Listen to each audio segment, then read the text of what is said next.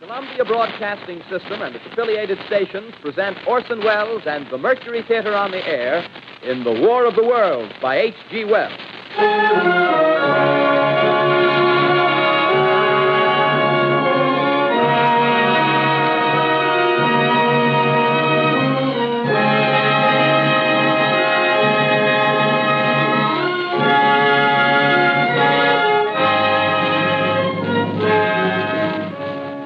Ladies and gentlemen, the director of the Mercury Theatre and star of these broadcasts, Orson Welles.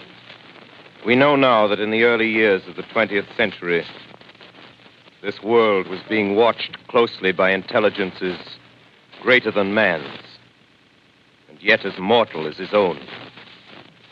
We know now that as human beings busied themselves about their various concerns, they were scrutinized and studied, perhaps almost as narrowly as a man with a microscope might scrutinize the transient creatures that swarm and multiply in a drop of water. With infinite complacence, people went to and fro over the earth about their little affairs, serene in the assurance of their dominion over this small, spinning fragment of solar driftwood, which by chance or design, man has inherited out of the dark mystery of time and space. Yet across an immense ethereal gulf, minds that are to our minds as ours are to the beasts in the jungle, intellects, vast, cool, and unsympathetic, regarded this earth with envious eyes and slowly and surely drew their plans against us. In the 39th year of the 20th century came the Great Disillusionment. It was near the end of October. Business was better. The war scare was over. More men were back at work. Sales were picking up. On this particular evening, October 30th, the Crosley service estimated that 32 million people were listening in on radios. For the next 24 hours, not much change in temperature. A slight atmospheric disturbance of undetermined origin is reported over Nova Scotia, causing a low-pressure area to move down rather rapidly over the northeastern states, bringing a forecast of rain accompanied by winds of light gale force. Maximum temperature 66, minimum 48. This weather report comes to you from the Government Weather Bureau. We take you now to the Meridian Room in the Hotel Park Plaza in downtown New York, where you will be entertained by the music of Raymond Raquello and his orchestra.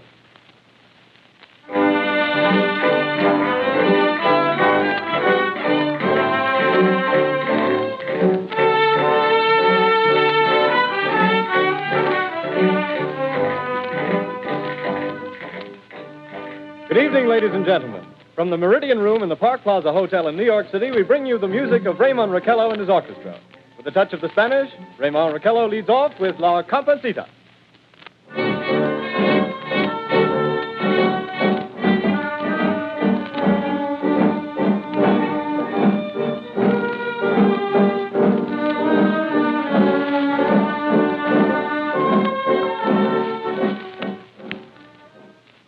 Ladies and gentlemen, we interrupt our program of dance music to bring you a special bulletin from the Intercontinental Radio News.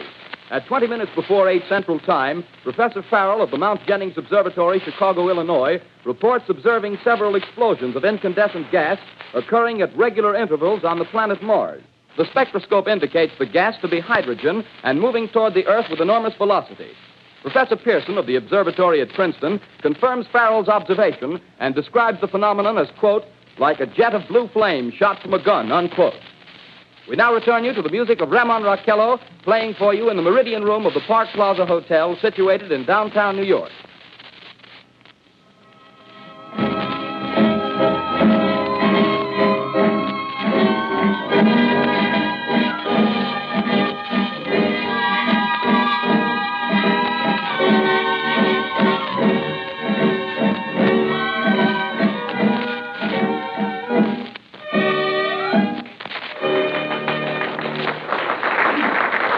And now a tune that never loses favor, the ever-popular Stardust, Raymond Raquello and his orchestra.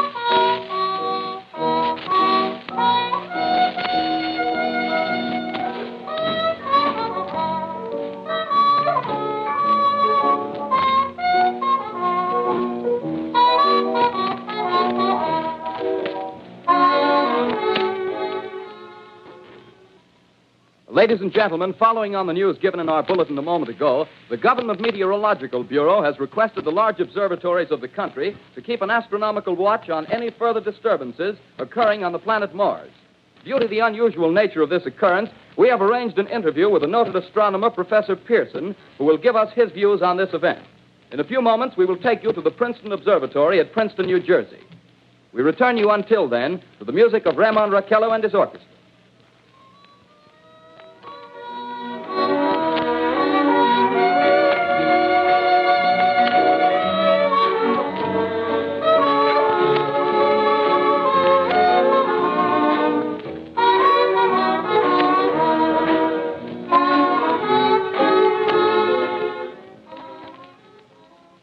We are ready now to take you to the Princeton Observatory at Princeton, where Carl Phillips, our commentator, will interview Professor Richard Pearson, famous astronomer. We take you now to Princeton, New Jersey. Good evening, ladies and gentlemen. This is Carl Phillips speaking to you from the observatory at Princeton. I'm standing in a large semicircular room, pitch black except for an oblong split in the ceiling. Through this opening, I can see a sprinkling of stars that cast a kind of frosty glow over the intricate mechanism of the huge telescope. The ticking sound you hear is the vibration of the clockwork. Professor Pearson stands directly above me on a small platform, peering through the giant lens. I'll ask you to be patient, ladies and gentlemen, during any delay that may arise during our interview. Besides the ceaseless watch of the heavens, Professor Pearson may be interrupted by telephone or other communications. During this period, he is in constant touch with the astronomical centers of the world. Professor, may I begin our questions? At any time, Mr. Phillips. Professor, would you please tell our radio audience exactly what you see as you observe the planet Mars through your telescope? Nothing unusual at the moment, Mr. Phillips. A red disk swimming in a blue sea. Transverse stripes across the disk. Quite distinct now because Mars happens to be at the point nearest the Earth, in opposition, as we call it. In your opinion, what do these transverse stripes signify, Professor Pearson? Not canals, I can assure you, Mr. Phillips. They... Although that's the popular conjecture of those who imagine Mars to be inhabited. From a scientific viewpoint, the stripes are merely the result of atmospheric conditions peculiar to the planet. Then you're quite convinced, as a scientist, that living intelligence as we know it does not exist on Mars? I should say the chances against it are 1,000 to 1. And yet, how do you account for these gas eruptions occurring on the surface of the planet at regular intervals? Phillips, I cannot account for it. By the way, Professor, for the benefit of our listeners, how far is Mars from the Earth? Approximately 40 million miles. Well, that seems a safe enough distance. Just a moment, ladies and gentlemen. Someone has just handed Professor Pearson a message. While he reads it, let me remind you that we are speaking to you from the observatory in Princeton, New Jersey, where we are interviewing the world-famous astronomer, Professor Pearson. One moment, please. Professor Pearson has passed me a message which he has just received. Professor, may I read the message to the listening audience? Certainly, Mr. Phillips. Ladies and gentlemen, I shall read you a wire addressed to Professor Pearson from Dr. Gray of the Natural History Museum, New York. Quote, 9:15 p.m. Eastern Standard Time. Seismograph registered shock of almost earthquake intensity occurring within a radius of 20 miles of Princeton. Please investigate. Signed, Lloyd Gray, Chief of Astronomical Division. Unquote. Professor Pearson, could this occurrence possibly have something to do with the disturbances observed on the planet Mars? Hardly, Mr. Phillips. This is probably a meteorite of unusual size, and its arrival at this particular time is merely a coincidence. However, we shall conduct a search as soon as daylight permits. Thank you, Professor. Ladies and gentlemen, for the past 10 minutes, we've been speaking to you from the observatory at Princeton, bringing you a special interview with Professor Pearson, noted astronomer. This is Carl Phillips speaking. We are returning you now to our New York studio.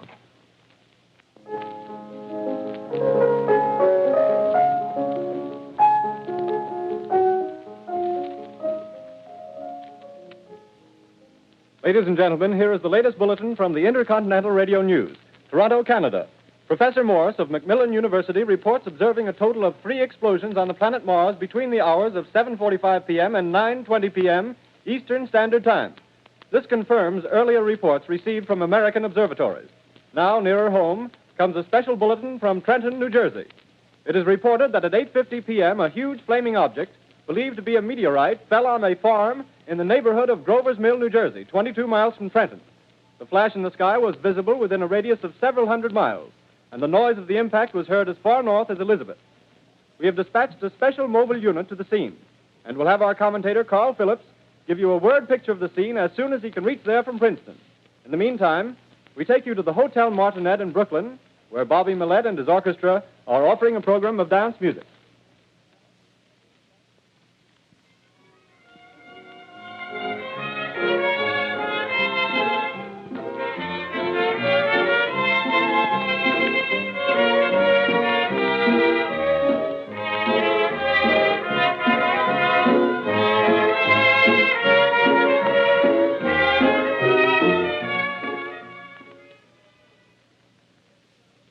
We take you now to Grover's Mill, New Jersey.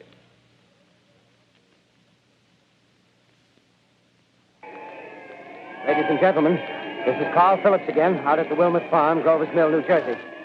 Professor Pearson and myself made the 11 miles from Princeton in 10 minutes. Well, I hardly know where to begin. To paint for you a word picture of the strange scene before my eyes, like something out of a modern Arabian Nights. Well, I just got here. I haven't had a chance to look around yet. I guess that's it. Yes, I guess that's the thing directly in front of me. Half buried in a vast pit. Must have struck with terrific force. The ground is covered with splinters of a tree. It must have struck on its way down. But I can see of the object itself doesn't look very much like a meteor. At least not the meteors I've seen. It looks more like a huge cylinder. Has a diameter of, what would you say, Professor Pearson? What's that? What would you say, what's the diameter of this? About 30 yards. About 30 yards. The metal on the sheath is, well, I've never seen anything like it. The color is sort of yellowish white. Its curious spectators now are pressing close to the object in spite of the efforts of the police to keep them back. They're getting in front of my line of vision. Would you mind standing one side, please? While the policemen are pushing the crowd back. Here's Mr. Wilmot, owner of the farm here. He may have some interesting facts to add. Mr. Wilmot, would you please tell the radio audience as much as you remember of this rather unusual visitor that dropped in your backyard? Step closer, please. Ladies and gentlemen, this is Mr. Wilmot. Well, I was listening to the radio. Closer and louder, please. Pardon me? Louder, please, closer. Yes. I was listening to the radio and kind of drowsing. That professor fellow was talking about Mars, so I was half dozing and half... Yes, Mr. Wilmot, and then what happened? Well, as I was saying, I was listening to the radio, kind of halfway. Yes, Mr. Wilmot, and then you saw something. Well, not first off. I heard something. And what did you hear? A hissing sound like this. Kind of like a 4th of July rocket. Yes, then what? I turned my head out the window and would have sworn I was asleep and dreaming. Yes? I seen a kind of greenish streak and then zingo. Something smacked the ground, knocked me clear out of my chair. Well, were you frightened, Mr. Wilmot? Well, I ain't quite sure. I reckon I was kind of riled. Well, thank you, Mr. Wilmot. Thank you very much. Yeah, you want me to tell No, that's quite all right. That's plenty. Ladies and gentlemen, you've just heard Mr. Wilmot, owner of the farm where this thing has fallen. I wish I could convey the atmosphere, the background of this fantastic scene. Hundreds of cars are parked in a field in back of us, and the police are trying to rope off the roadway leading into the farm, but it's no use. They're breaking right through. The car's headlights throw an enormous spotlight on the pit where the object's half buried. Now, some of the more daring souls now are venturing near the edge. Their silhouettes stand out against the metal sheen. One man wants to touch the thing. He's having an argument with the policeman. Now, the policeman wins. Now, ladies and gentlemen, there's something I haven't mentioned in all this excitement, but it's becoming more distinct. Perhaps you've caught it already on your radio. Listen, please. Do you hear it? It's a curious humming sound that seems to come from inside the object. I'll move the microphone nearer. Here. Now, we're not more than 25 feet away. Can you hear it now? Professor Pearson. Yes, Mr. Brooks. Can you tell us the meaning of that scraping noise inside the thing? Possibly the unequal cooling of its surface. I say, do you still think it's a meteor, Professor? I don't know what to think. The metal casing is definitely extraterrestrial. Not found on this Earth. Friction with the Earth's atmosphere usually tears holes in a meteorite. This thing is smooth, and you can see its cylindrical just a minute. shape. Something's happening. Ladies and gentlemen, this is terrific. This end of the thing is beginning to flake off. The top is beginning to rotate like a screw, and the thing must be hollow. He's moving. Keep back there. Keep back there. Keep those men back. Keep back there. Keep those idiots back. Take off. The top's loose. Look out there. Stand back. Ladies and gentlemen, this is the most terrifying thing I've ever witnessed. Wait a minute. someone crawling Someone out or of something. I can see turning out of that black hole two luminous discs. The eyes, it might be a face, might be almost... Good heavens, something wriggling out of the shadow like a gray snake. Now it's another one, and another one, and another one. They look like tentacles to me. Oh, yeah, I can see the thing's body now. It's large as a bear. It glistens like wet leather, but that face, ladies and gentlemen, it's indescribable. I can hardly force myself to keep looking at it. It's so awful. The eyes are black, and they gleam like a serpent. The mouth is kind of V-shaped with saliva dripping from its rimless lips. It seems to quiver and pulsate, and the monster or whatever it is can hardly move. It seems weighed down by possibly gravity or something. The thing's rising up now, and the crowd falls back. They've seen plenty. The most extraordinary experience, ladies and gentlemen. I can't find words. Well, I'll pull this microphone with me as I talk. I'll have to stop the description until I can take a new position. Hold on, will you, please? I'll be right back in a minute.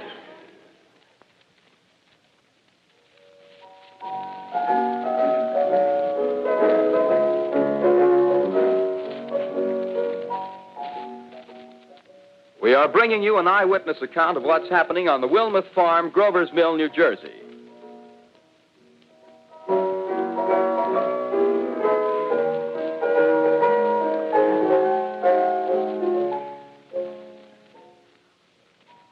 We now return you to Carl Phillips at Grover's Mill. Ladies and gentlemen, Marion. Ladies and gentlemen, here I am, back of a stone wall that adjoins Mr. Wilmot's garden. From here, I get a sweep of the whole scene. I'll give you every detail as long as I can talk and as long as I can see. More state police have arrived. They're drawing up a cordon in front of the pit. About 30 of them. No need to push the crowd back now. They're willing to keep their distance. The captain's conferring with someone. Can't quite see who. Oh, yes, I believe it's Professor Pearson. Yes, it is. Now they've parted, and the professor moves around one side, studying the object, while the captain and two policemen advance with something in their hands. I can see it now. It's a white handkerchief tied to a pole. Flag of truce. If those creatures know what that means, what anything means. Wait a minute, something's happening. Humped shape is rising out of the pit. I can make out a small beam of light against a mirror. What's that? There's a jet of flame springing from the mirror, and it leaps right at the advancing men. It strikes them head on. Lord, they're turning into flames. Now the whole field's caught up by the woods, the barns, the gas tanks of the automobiles spreading everywhere. It's coming this way now, about 20 yards to my right.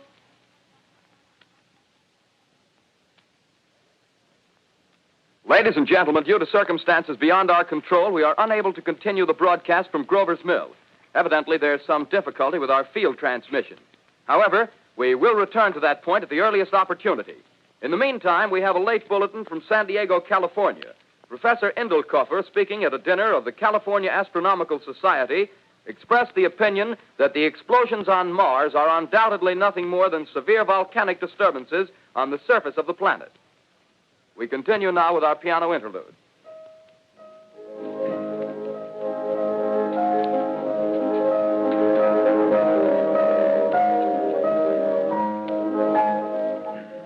Ladies and gentlemen, I've just been handed a message that came in from Grover's Mill by telephone.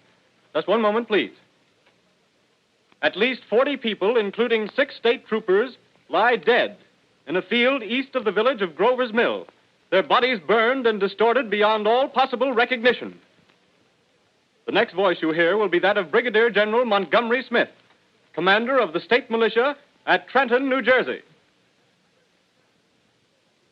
I have been requested by the governor of New Jersey to place the counties of Mercer and Middlesex as far west as Princeton and east to Jamesburg under martial law.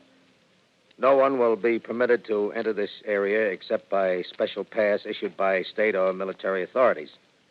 4 companies of state militia are proceeding from Trenton to Grover's Mill and will aid in the evacuation of homes within the range of military operations. Thank you. You have just been listening to General Montgomery Smith, commanding the state militia at Trenton. In the meantime, further details of the catastrophe at Grover's Mill are coming in. The strange creatures, after unleashing their deadly assault, crawled back in their pit and made no attempt to prevent the efforts of the firemen to recover the bodies and extinguish the fire. The combined fire departments of Mercer County are fighting the flames which menace the entire countryside. We have been unable to establish any contact with our mobile unit at Grover's Mill, but we hope to be able to return you there at the earliest possible moment. In the meantime, we take you to... Just one moment, please. Ladies and gentlemen, I have just been informed that we have finally established communication with an eyewitness of the tragedy. Professor Pearson has been located at a farmhouse near Grover's Mill, where he has established an emergency observation post. As a scientist, he will give you his explanation of the calamity. The next voice you hear will be that of Professor Pearson, brought to you by direct wire. Professor Pearson. Of the creatures in the rocket cylinder at Grover's Mill, I can give you no authoritative information, either as to their nature, their origin, or their purposes here on Earth. Of their destructive instrument, I might venture some conjectural explanation. For want of a better term, I shall refer to the mysterious weapon as a heat ray. It's all too evident that these creatures have scientific knowledge far in advance of our own. It's my guess that in some way they are able to generate an intense heat in a chamber of practically absolute non-conductivity. This intense heat they project in a parallel beam against any object they choose by means of a polished parabolic mirror of unknown composition, much as the mirror of a lighthouse projects a beam of light. That is my conjecture of the origin of the heat ray. Thank you, Professor Pearson. Ladies and gentlemen, here is a bulletin from Trenton. It is a brief statement informing us that the charred body of Carl Phillips has been identified in a Trenton hospital. Now, here's another bulletin from Washington, D.C. The Office of the Director of the National Red Cross reports 10 units of Red Cross emergency workers have been assigned to the headquarters of the state militia, stationed outside of Grover's Mill, New Jersey. Here's a bulletin from State Police, Princeton Junction. The fires at Grover's Mill and vicinity are now under control. Scouts report all quiet in the pit, and there is no sign of life appearing from the mouth of the cylinder. Now, ladies and gentlemen, we have a special statement from Mr. Harry McDonald, Vice President in charge of operations. We have received a request from the state militia of Trenton to place at their disposal our entire broadcasting facilities. In view of the gravity of the situation, and believing that radio has a responsibility to serve in the public interest at all times, we are turning over our facilities to the state militia at Trenton. We take you now to the field headquarters of the state militia near Grover's Mill, New Jersey. This is Captain Lansing of the Signal Corps, attached to the state militia, now engaged in military operations in the vicinity of Grover's Mill. Situation arising from the reported presence of certain individuals of unidentified nature is now under complete control. The cylindrical object, which lies in a pit directly below our position, surrounded on all sides by 8 battalions of infantry, without heavy field pieces, but adequately armed with rifles and machine guns. All cause for alarm, if such cause ever existed, is now entirely unjustified. The things, whatever they are, do not even venture to poke their heads above the pit. I can see their hiding place plainly in the glare of the searchlights here. With all their reported resources, these creatures can scarcely stand up against heavy machine gun fire. Anyway, it's an interesting outing for the troops. I can make out their khaki uniforms crossing back and forth in front of the lights. Looks almost like a real war. There appears to be some slight smoke in the woods bordering the Millstone River, probably fire started by campers. Well, we ought to see some action soon. One of the companies is deploying on the left flank. A quick thrust and it'll all be over. Now, wait a minute. I see something on top of the cylinder. No, it's nothing but a shadow. Now the troops are on the edge of the Wilmot farm. 7,000 armed men closing in on an old metal tube. A tub, rather. Well, wait, that wasn't a shadow. It's something moving. Solid metal, kind of a shield-like affair rising up out of the cylinder. It's going higher and higher. What? It's standing on legs, actually rearing up on a sort of metal framework. Now it's reaching above the trees, and the searchlights are on it. Hold on.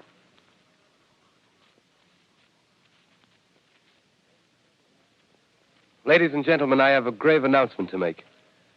Incredible as it may seem, both the observations of science and the evidence of our eyes lead to the inescapable assumption that those strange beings who landed in the Jersey farmlands tonight are the vanguard of an invading army from the planet Mars. The battle which took place tonight at Grover Mills has ended in one of the most startling defeats ever suffered by an army in modern times. 7,000 men armed with rifles and machine guns pitted against a single fighting machine of the invaders from Mars. 120 known survivors. The rest strewn over the battle area from Grover's Mill to Plainsboro, crushed and trampled to death under the metal feet of the monster, or burned to cinders by its heat ray. The monster is now in control of the middle section of New Jersey and has effectively cut the state through its center. Communication lines are down from Pennsylvania to the Atlantic Ocean. Railroad tracks are torn and service from New York to Philadelphia discontinued, except routing some of the trains through Allerton and Phoenixville. Highways to the north, south, and west are clogged with frantic human traffic. Police and Army reserves are unable to control the mad flight. By morning, the fugitives will have swelled Philadelphia, Camden, and Trenton, it is estimated, to twice their normal population. Martial law prevails throughout New Jersey and eastern Pennsylvania. At this time, we take you to Washington for a special broadcast on the national emergency. The Secretary of the Interior. Citizens of the nation, I shall not try to conceal the gravity of the situation that confronts the country, nor the concern of your government in protecting the lives and property of its people. However, I wish to impress upon you, private citizens and public officials, all of you, the urgent need of calm and resourceful action. Fortunately, this formidable enemy is still confined to a comparatively small area, and we may place our faith in the military forces to keep them there. In the meantime, placing our faith in God, we must continue the performance of our duties, each and every one of us, so that we may confront this destructive adversary with a nation united, courageous, and consecrated to the preservation of human supremacy on this earth. I thank you. You have just heard the Secretary of the Interior speaking from Washington. Bulletins too numerous to read are piling up in the studio here. We're informed that the central portion of New Jersey is blacked out from radio communication due to the effect of the heat ray upon power lines and electrical equipment. Here's a special bulletin in New York. Cables have been received from English, French, and German scientific bodies offering assistance. Astronomers report continued gas outbursts at regular intervals on the planet Mars. The majority voiced the opinion that the enemy will be reinforced by additional rocket machines. There have been several attempts made to locate Professor Pearson of Princeton, who has observed Martians at close range. It is feared he was lost in the recent battle. Langham Field, Virginia. Scouting planes report 3 Martian machines visible above treetops, moving north toward Somerville with population fleeing ahead of them. The heat ray is not in use, although advancing at express train speed, invaders pick their way carefully. They seem to be making a conscious effort to avoid destruction of cities and countryside. However, they stop to uproot power lines, bridges, and railroad tracks. Their apparent objective is to crush resistance, paralyze communication, and disorganize human society. Here is a bulletin from Basking Ridge, New Jersey. Coon hunters have stumbled on a second cylinder similar to the first, embedded in the great swamp 20 miles south of Morristown. Army field pieces are proceeding before the cylinder can be opened and the fighting machine rigged. They are taking up a position in the foothills of Watchung Mountains. Another bulletin from Langham Field, Virginia. Scouting planes report enemy machines, now 3 in number, increasing speed northward, kicking over houses and trees in their evident haste to form a conjunction with their allies south of Morristown. Machines also sighted by telephone operator east of Middlesex, within 10 miles of Plainfield. Here's a bulletin from Winstonfield, Long Island. A fleet of Army bombers carrying heavy explosives flying north in pursuit of enemy. Scouting planes act as guides. They keep the speeding enemy in sight. Just a moment, please, ladies and gentlemen. We've run special wires to the artillery line and adjacent villages to give you direct reports in the zone of the advancing enemy. First, we take you to the battery of the 22nd Field Artillery, located in the Watchung Mountains. Range 32 meters. 32 meters. Projection 39 degrees. 39 degrees. Fire. 140 yards to the right, sir. Shift range 31 meters. 31 meters. Projection 37 degrees. 37 degrees. Fire.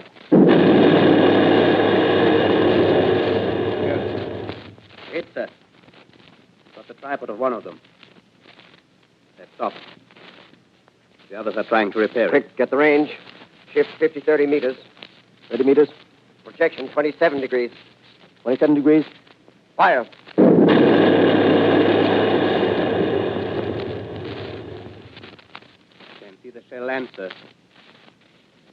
puff of smoke. What is it? Black smoke, sir. Moving this way. Lying close to the ground. Moving fast. Put on gas masks. Get ready to fire. Shift to 24 meters. 24 meters. Projection 24 degrees. 24 degrees. Fire.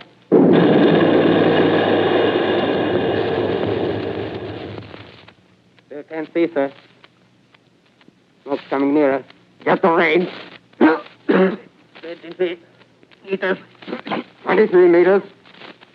23 meters. Projection 22 degrees. 22 degrees.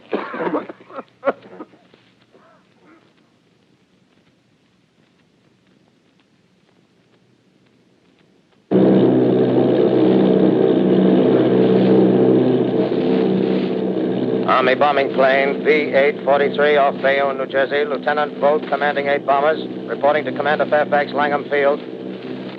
This is Vogt reporting to Commander Fairfax, Langham Field. Enemy tripod machines now in sight. Reinforced by 3 machines from the Morristown cylinder. 6 altogether. 1 machine partially crippled. Believed hit by shell from Army gun in Watchung Mountains. Guns now appear silent. A heavy black fog hanging close to the earth of extreme density, nature unknown. No sign of heat ray. Enemy now turns east, crossing Passaic River into the Jersey marshes.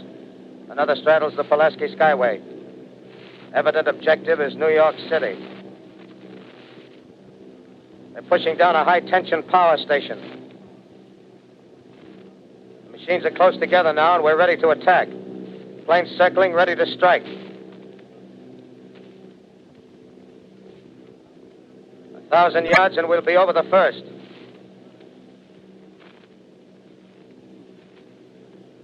$800 yards.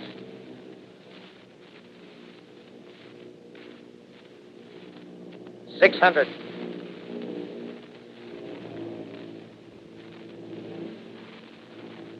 $400. 200. There they go.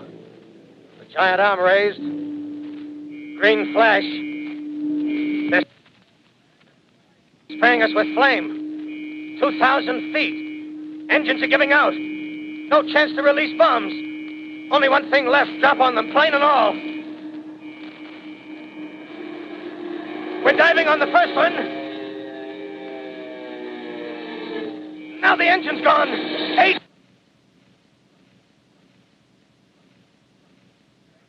This is Bayonne, New Jersey, calling Langham Field. This is Bayonne, New Jersey, calling Langham Field. Come in, please. This is Langham Field. Go ahead. 8 Army bombers in engagement with enemy tripod machines over Jersey Flats. Engines incapacitated by heat ray. All crashed. 1 enemy machine destroyed. Enemy now discharging heavy black smoke in direction of... Newark, New Jersey. This is Newark, New Jersey. Warning. Poisonous black smoke pouring in from Jersey marshes. Reaches South Street. Gas masks useless. Urge population to move into open spaces. Automobiles use routes 7, 23, 24. Avoid congested areas. Smoke now spreading over Raymond Boulevard.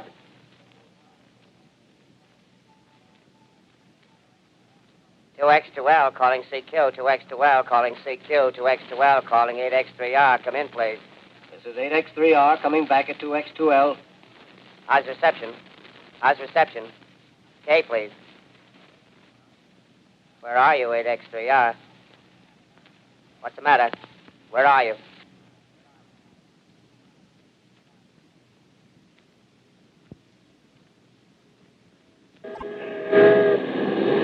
I'm speaking from the roof of Broadcasting Building. I'm speaking from the roof of Broadcasting Building, New York City. The bells you hear are ringing to warn the people to evacuate the city as the Martians approach.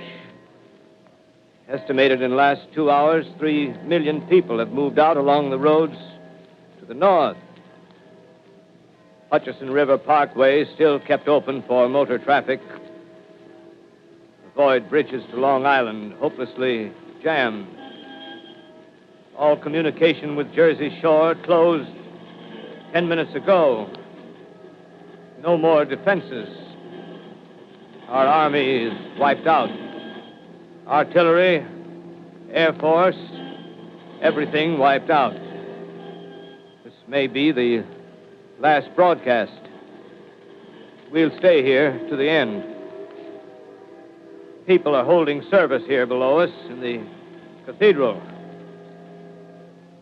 Now I look down the harbor, all manner of boats, overloaded with fleeing population pulling out from docks. Streets are all jammed. Noise and crowds like New Year's Eve in city. Wait a minute. The enemy is now in sight above the Palisades. Five great machines.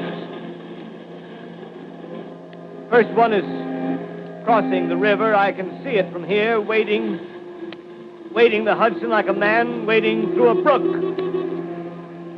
A bulletin is handed me. Martian cylinders are falling all over the country. One outside of Buffalo, one in Chicago, St. Louis. Seem to be timed and spaced. Now the first machine reaches the shore. He stands watching, looking over the city. The steel cowlish head is even with the skyscrapers. He waits for the others. They rise like a line of new towers on the city's west side. Now they're lifting their metal hands. This is the end now. Smoke comes out, black smoke drifting over the city.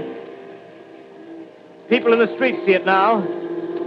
They're running toward the East River, thousands of them, dropping in like rats. Now the smoke's spreading faster. It's reached Times Square. People are trying to run away from it, but it's no use. They're falling like flies. Now the smoke's crossing 6th Avenue, 5th Avenue, 100 yards away. It's 50 feet.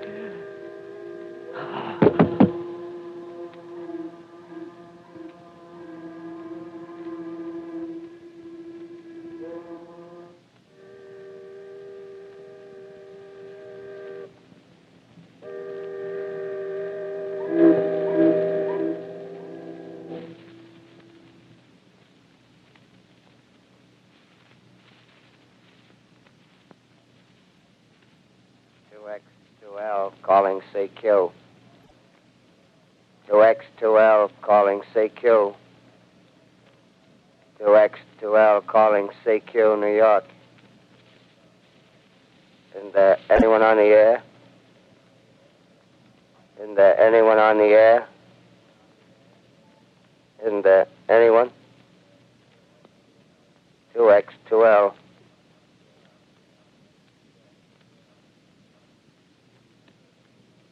You are listening to a CBS presentation of Orson Welles and the Mercury Theatre on the air in an original dramatization of The War of the Worlds by H.G. Wells.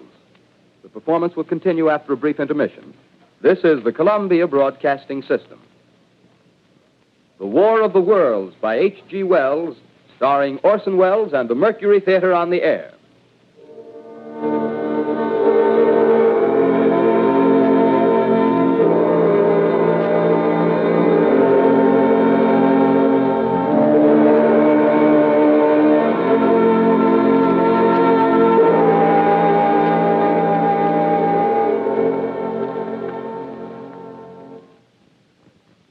As I set down these notes on paper, I'm obsessed by the thought that I may be the last living man on Earth. I've been hiding in this empty house near Grover's Mill, a small island of daylight cut off by the black smoke from the rest of the world. All that happened before the arrival of these monstrous creatures in the world now seems part of another life. A life that has no continuity with the present.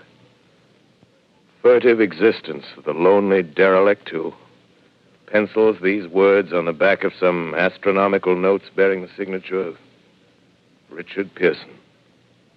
I look down at my blackened hand, and I try to connect them with a professor who lives at Princeton and who, on the night of October 20th, glimpsed through his telescope an orange splash of light on a distant planet. My wife, my colleagues, my students, my books, my observatory, my world. Where are they? Did they ever exist? Am I Richard Pearson? What day is it? Do days exist without calendars? Does time pass when there are no human hands left to wind the clocks? In writing down my daily life, I tell myself I shall preserve human history between the dark covers of this little book that was meant to record the movements of the stars. But to write, I must live, and to live, I must eat. Find moldy bread in the kitchen and an orange not too spoiled to swallow. Keep watch at the window. Time to time, I catch sight of a Martian above the black smoke. The smoke still holds the house in its black coil, but at length there's a hissing sound, and suddenly I see a Martian mounted on his machine, spraying the air with a jet of steam as if to dissipate the smoke. I watch in a corner as his huge metal legs nearly brush against the house. Exhausted by terror, I fall asleep. It's morning. Morning. Sun streams in the window. The black cloud of gas is lifted, and the scorched meadows to the north look as though a black snowstorm had passed over them. I venture from the house. I make my way to a road, no traffic. Here and there, a wrecked car, baggage overturned, a blackened skeleton. Push on north. For some reason, I feel safer trailing these monsters than running away from them. And I keep a careful watch. I've seen the Martians feed. Should one of their machines appear over the top of trees, I'm ready to fling myself flat on the earth. I come to a chestnut tree. October. Chestnuts are ripe. Fill my pockets. I must keep alive. 2 days I wander in a vague northerly direction through a desolate world. Finally, I notice a living creature. A small red squirrel in a beech tree. I stare at him and wonder. He stares back at me. I believe at that moment the animal and I shared the same emotion. The joy of finding another living being. Push on north. I find dead cows in a brackish field, and beyond the charred ruins of a dairy and a silo remain standing guard over the wasteland like a lighthouse, deserted by the sea. Astride the silo perches a weathercock. The arrow points north. North. Next day, I come to a city. City vaguely familiar in its contours, yet its buildings strangely dwarfed and leveled off as if a giant had sliced off its highest towers with a capricious sweep of his hand. Reached the outskirts. I found Newark. Newark, undemolished but humbled by some whim of the advancing Martians. Presently, with an odd feeling of being watched, I caught sight of something crouching in a doorway. I made a step towards it. It rose up and became a man. A man armed with a large knife. Stop! Where do you come from? I come from many places. A long time ago, from Princeton. Princeton, huh? That's near Grover's Mill. Yes. Grover's Mill. There's no food here. This is my country. All this end of town down the river. There's only food for one. Which way are you going? I don't know. I guess I'm looking for people. Hey, what was that? Did we hear something just then? No. Only a bird. A live bird. Yeah. You get to know that birds have shadows these days. Say, we're in the open here. Let's crawl in this doorway here and talk. Have you seen any Martians? No. They're going over to New York. Night, the sky's alive with their lights, just as if people were still living in it. By daylight, you can't see them. 5 days ago, a couple of them carried something big across the flats from the airport. I think they're learning how to fly. Fly? Yeah, fly. Then it's all over with humanity. Stranger, there's still you and I. 2 of us left. Yeah. They got themselves in solid. They wrecked the greatest country in the world. Those green stars, they're probably falling somewhere every night. They've only lost 1 machine. There isn't anything to do. We're done. We're licked.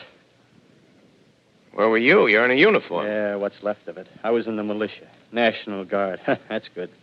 There wasn't any war. Any more than there's war between men and ants. Yes, but we're eatable ants. I found that out. What'll they do to us? I thought it all out. Right now, we're caught as we're wanted. A Martian only has to go a few miles to get a crowd on the run. But they won't keep on doing that. They'll begin catching us systematic, like keeping the best and storing us in cages and things. They haven't begun on us yet. Not begun? Not begun. All that's happened so far is because we don't have sense enough to keep quiet. Bothering them with guns and such stuff and losing our heads and rushing off in crowds. No, instead of our rushing around blind, we got to fix ourselves up according to the way things are now. Cities, nations, civilization, progress. Yes, but if that's so, what is there to live for? Well, there won't be any more concerts for 1,000,000 years or so, and no nice little dinners at restaurants. If it's amusement you're after, I guess the game's up. What is there left? Life, that's what. I want to live. Yeah, and so do you. We're not going to be exterminated. And I don't mean to be caught either. Tamed and fattened and bred like an ox. What are you going to do? I'm going on. Right under their feet. I got a plan. We men, as men, we're finished. We don't know enough. We got to learn plenty before we got a chance. We've got to live and keep free while we learn, see? I've thought it all out, see? Well, tell me the rest. Well, it isn't all of us that are made for wild beasts. That's what it got to. That's what it got to be. That's why I watched you. Watched you. All those little office workers that used to live in these houses. They be no good. They haven't any stuff in them. They used to run off to work. I've seen hundreds of them running to catch their commuter's train in the morning, afraid they'd get canned if they didn't. Running back at night, afraid they wouldn't be in time for dinner. Lives insured and a little invested in case of accidents. Yeah, and on Sundays, worried about the hereafter. Well, the Martians, they'll be a godsend for those guys. Nice, roomy cages, good food, careful breeding, no worries. Yeah, after a week or so of chasing around the fields on empty stomachs, they'll come and be glad to be caught. You've thought it all out, haven't you? Sure, you bet I have. That isn't all. These Martians are going to make pets of some of them. Train them to do tricks. Who knows, get sentimental over the pet boy who grew up and had to be killed. Yeah, and some, maybe, they'll train to hunt us. Oh, no, it's impossible. Human Yes, beings. they will. There's men who do it gladly. If one of them ever comes after me, by... In the meantime, you and I and others like us, where are we to live when the Martians own the Earth? I got it all figured out. We'll live underground. I've been thinking about the sewers. Under New York, there are miles and miles of them. The main ones, they're big enough for anybody. Then there's cellars, vaults, underground storerooms, railway tunnels, subways. You begin to see, huh? We'll get a bunch of strong men together. No weaklings. That rubbish, out. As you meant me to go. All right. Give you a chance, didn't I? Won't quarrel about that. Go on. Well, we got to make safe places for us to stay in, see? Get all the books we can. Science books. That's where men like you come in, see? We raid the museums, We'll even spy on the Martians. May not be so much we have to learn before... Listen. Just imagine this. 4 or 5 of their own fighting machines suddenly start off. Heat rays right and left. Not a Martian in them. Not a Martian in them, see? But men. Men who've learned the way how. May even be in our time. Gee. Imagine having one of them lovely things with its heat ray wide and free. We'd turn it on Martians. We'd turn it on men. We'd bring everybody down on their knees. That's your plan. Yeah. You, me, a few more of us. We'd own the world. I see. Hey. Hey, what's the matter? Where are you going? Not to your world. Bye, stranger. Well, after parting with the artilleryman, I came at last to the Holland Tunnel. I entered that silent tube. Anxious to know the fate of the great city on the other side of the Hudson. Cautiously, I came out of the tunnel and made my way up Canal Street. Reached 14th Street, and there again were black powder and several bodies and an evil, ominous smell from the gratings of the cellars of some of the houses. I wandered up through the 30s and 40s, stood alone on Times Square. Caught sight of a lean dog running down 7th Avenue with a piece of dark brown meat in his jaws and a pack of starving mongrels at his heels. Made a wide circle around me as though he feared I might prove a fresh competitor. Walked up Broadway in the direction of that strange powder, past silent shop windows, displaying their mute wares to empty sidewalks. Past the Capitol Theater, silent, dark. Past a shooting gallery where a row of empty guns faced an arrested line of wooden ducks. Near Columbus Circle, I noticed models of 1939 motor cars in the showrooms facing empty streets. Over the top of the General Motors building, I watched a flock of black birds circling in the sky. Hurried on. Suddenly, I caught sight of the hood of a Martian machine, standing somewhere in Central Park, gleaming in the late afternoon sun. An insane idea. I rushed recklessly across Columbus Circle and into the park.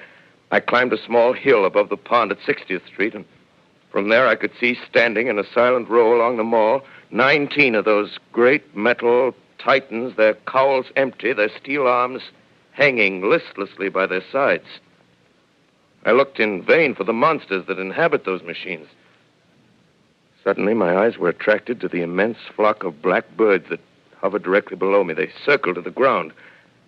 And there before my eyes, stark and silent, lay the Martians with the hungry birds pecking and tearing brown shreds of flesh from their dead bodies. Later, when their bodies were examined in laboratories, it was found that they were killed by the putrefactive and disease bacteria against which their systems were unprepared. Slain, after all, man's defenses had failed by the humblest thing that God, His wisdom, has put upon this earth. Before the cylinder fell, there was a general persuasion that through all the deep of space, no life existed beyond the petty surface of our minute sphere. Now we see further. Dim and wonderful is the vision I've conjured up in my mind of life spreading slowly from this little seedbed of the solar system throughout the inanimate vastnesses of sidereal space. But it's a remote dream. Maybe that the destruction of the Martians is only a reprieve to them and not to us. Is the future ordained, perhaps? Strange it now seems to sit in my peaceful study at Princeton, writing down this last chapter of the record, begun at a deserted farm in Grover's Mill. Strange to watch children playing in the streets. Strange to see young people strolling on the green where the new spring grass heals the last black scars of a bruised earth. Strange to watch the sightseers enter the museum where the dissembled parts of a Martian machine are kept on public view. Strange when I recall the time when I first saw it. bright and clean-cut, hard, and silent under the dawn of that last great day.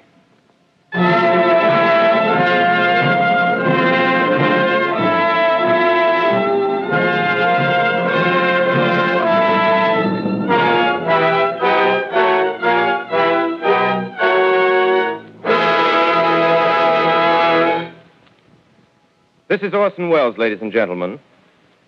Out of character, to assure you that the War of the Worlds has no further significance than as the holiday offering it was intended to be. The Mercury Theatre's own radio version of dressing up in a sheet and jumping out of a bush and saying boo. Starting now, we couldn't soap all your windows and steal all your garden gates by tomorrow night, so we did the best next thing. We annihilated the world before your very ears and utterly destroyed the CBS. You will be relieved, I hope, to learn that we didn't mean it and that both institutions are still open for business. So goodbye, everybody, and remember, please, for the next day or so, the terrible lesson you learned tonight. That grinning, glowing, globular invader of your living room is an inhabitant of the pumpkin patch, and if your doorbell rings and nobody's there, that was no Martian. It's Halloween.